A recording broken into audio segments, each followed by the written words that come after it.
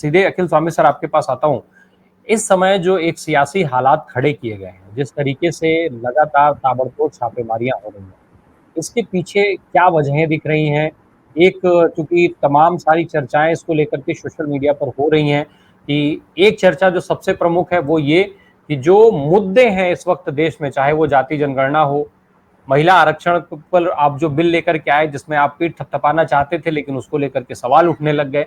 तो इस तरीके के जो दांव हैं जो लगातार उल्टे पड़ते जा रहे हैं, कहीं ये सारा खेल जो है केवल इसलिए रचाया गया है कि मुद्दों से लोगों का ध्यान भटक जाए या फिर इसके पीछे कुछ और भी वजहें दिखती हैं आपको? अखिल स्वामी सर।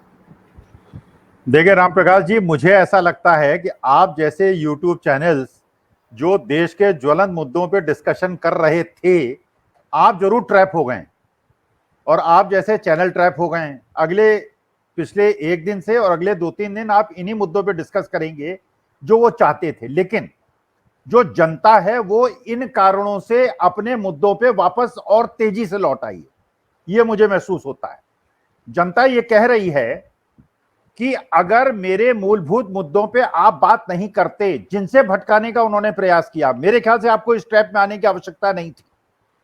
आपको यह बताने की आवश्यकता थी कि ये जो पत्रकारों के साथ हुआ है, अगर, और ये जनता पूछ रही है, क्योंकि मैं जनता से मैंने बात की, जनता पूछ रही है, वो पूछ रही है कि अगर किसी चीनी कंपनी से इक्विटी लेना या उससे इन्वेस्टमेंट कराना इतना बड़ा अपराध है, तो अडानी जी पे तो बड़े बड़े सारे विश्व के अखबारों ने और सबने और फाइनेंशियल इंस्टीट्यूशंस ने यह आरोप लगाया कि अडानी जी ने चीनी नागरिक को अपनी कंपनी में डायरेक्टर बना के और निवेश कराया है और जितने इंपॉर्टेंट बंदरगाह और सब कुछ है उनके माध्यम से चीनी निवेश करवाया।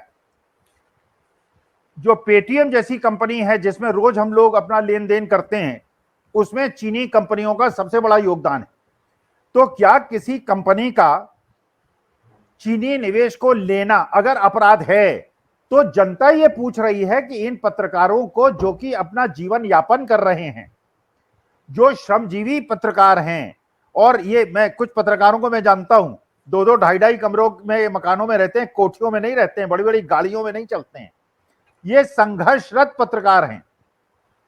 अगर इनसे आप प्रश्न पूछ रहे हैं और छोटे मोटे अमाउंट्स के लिए प्रश्न पूछ रहे हैं कि 2.5 लाख रुपए महीना अभिसार शर्मा ने इनकम जनरेट कर ली न्यूज क्लिक से, तो उन आदमियों से तो प्रश्न पूछिए जिन्होंने हजारों करोड़ लाखों करोड़ों रुपए लगा के और चीनी नागरिक के माध्यम से पैसा लगा लिया, अरे उनसे तो प्रश्न पूछिए। तो वास्तविकता में इन्होंने डाइवर्ट करने की कोशिश की, जो यूट्यूब चैनल्स हैं उस ट्रैप में आ गए, लेकिन जनता उस ट्रैप पे नहीं आई, नंबर 1। नंबर 2, आपने कहा सीबीआई, ईडी और इनकम टैक्स, इन्होंने रास्ता दिखा दिया है। हमारे ईस्टर्न यूपी में कहावत है, ज्यादातर लोग यहाँ सिन्हा साहब तो बिहार के हैं, जानते होंगे, आप भी जानते होंगे, कि बुढ़िया मर गई इसकी चिंता नहीं है, मौत ने रास्ता देख लिया। आज जो ये कर रहे हैं, ये सरकारी अधिकारी किसी के नहीं होते।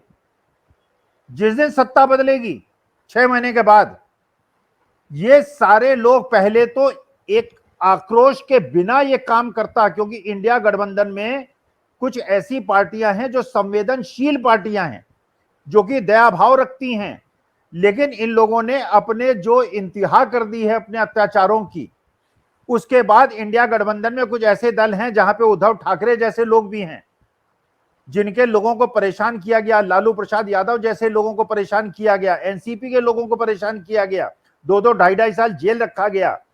तो अब ये देखिएगा 6 महीने के बाद जब सीबीईडीआई उनके दरवाजे पे जाएगी, तब वो क्या जवाब देंगे। अभी तो समझ रहे हैं कि साम्राज्य उनका है, राजा उनका है, मालिक उनकी है, दूसरों के दरवाजे पे ईडी सीबीआई दस्तक दे रही है, इनके दरवाजे पे दस्तक देने आएगी तो ये क्या करेंगे।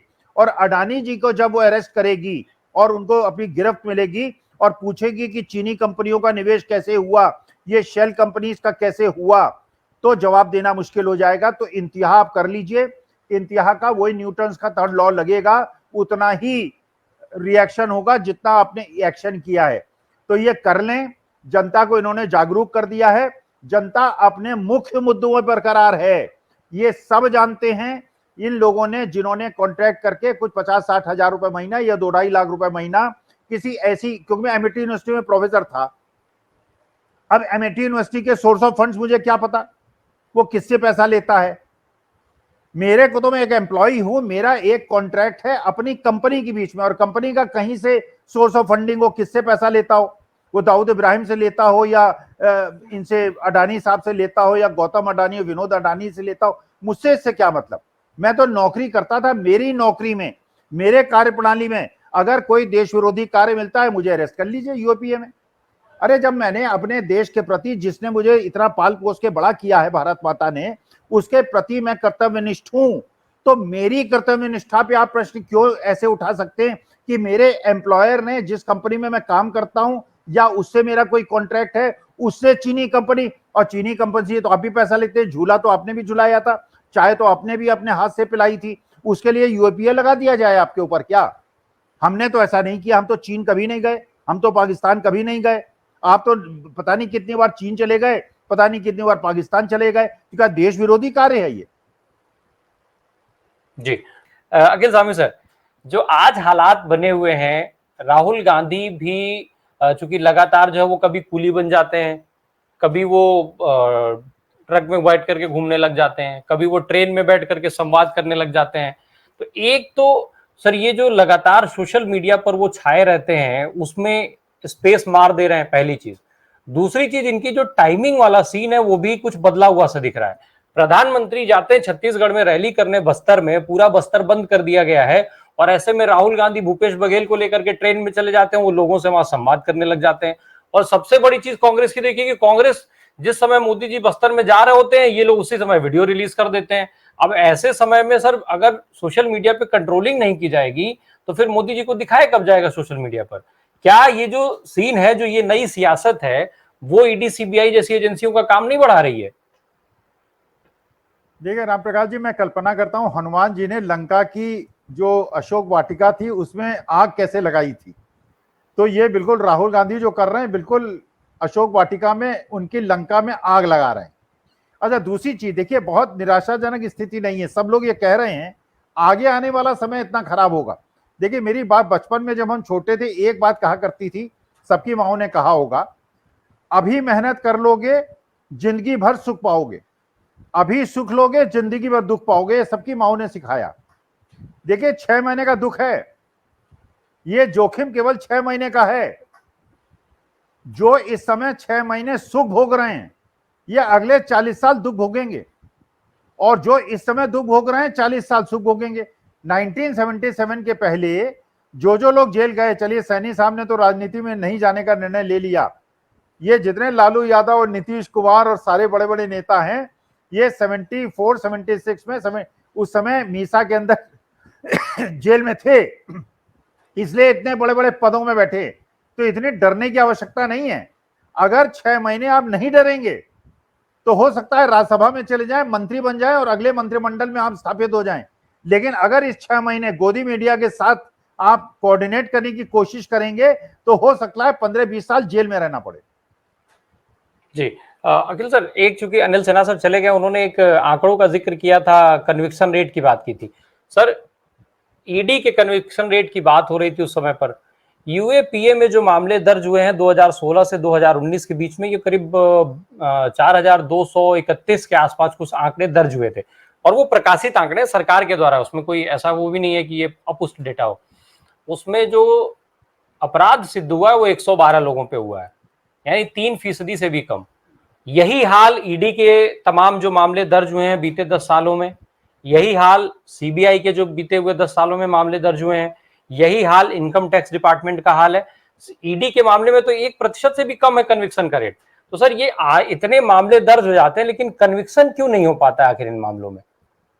देखिए आनंद जी, एक चीज और समझिए आप कि ये जो सारी कार्रवाइयां ये लोग सारी ऑर्गेनाइजेशंस कर रही हैं, ये सारी संस्थाएं जो हैं, क्योंकि ये अभी ये जानती हैं और ये सारे आंकड़े इकट्ठे कर रहे हैं, ये जो ईडी के और सीबीआई के और इनकम टैक्स के शीर्षस्थ अधिकारी हैं जिनको एक्सटेंशन दिया जा रहा है, इनके नीचे के अधिकारी वो सूचना एकत्रित कर रहे हैं जो कि एक्सटेंशन पाया हुआ अधिकारी सरकार के सहयोग में कर रहा है। और आप 6 महीने बाद देखिएगा, यही जो मध्यस्थ अधिकारी हैं, जो उनके नीचे के अधिकारी हैं, किस प्रकार से इनको एक्सपोज करेंगे।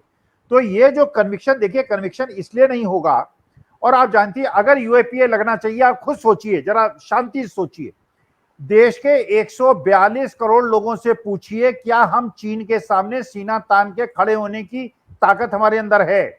142 करोड़ लोग कहेंगे कि हम चीन को हरा सकते हैं क्योंकि हमारे पास राफेल है, हमारे पास फलाना है और डिकाना है। एक आदमी है जो कहता है कि हम चीन के सामने नहीं खड़े हो पाएंगे क्योंकि चीन हमसे बड़ी महाशक्ति है। वो कौन है? एक्सटर्नल अफेयर मिनिस्टर जयशंकर जी। तो देश विरोधी यूएपीए तो जयशंकर जी पे लगना चाहिए। अरे मेरे देश को, मेरे भारत जैसे महान देश को, जिसको पूरा विश्व है झुककर सलाम करता है, वो जयशंकर जी ये कहते हैं, जो कि इंडियन फॉरेन सर्विसेज के आदमी हैं और आज एक्सटर्नल अफेयर मिनिस्टर हैं, विदेश मंत्री हैं, वो कहते हैं चीन के सामने खड़े होने की हमारी शक्ति नहीं है। अरे भैया, चीन के सामने तुम्हारे खड़े होने की शक्ति नहीं है, कनाडा के सामने जाके खड़े हो गए जबरदस्ती के लिए। कनाडा तो हजारों किलोमीटर दूर है, पाकिस्तान पे चढ़ जाते हो। मतलब वही बात है, धोबी पे बस नहीं चला, गधे के कान उमेट दिए।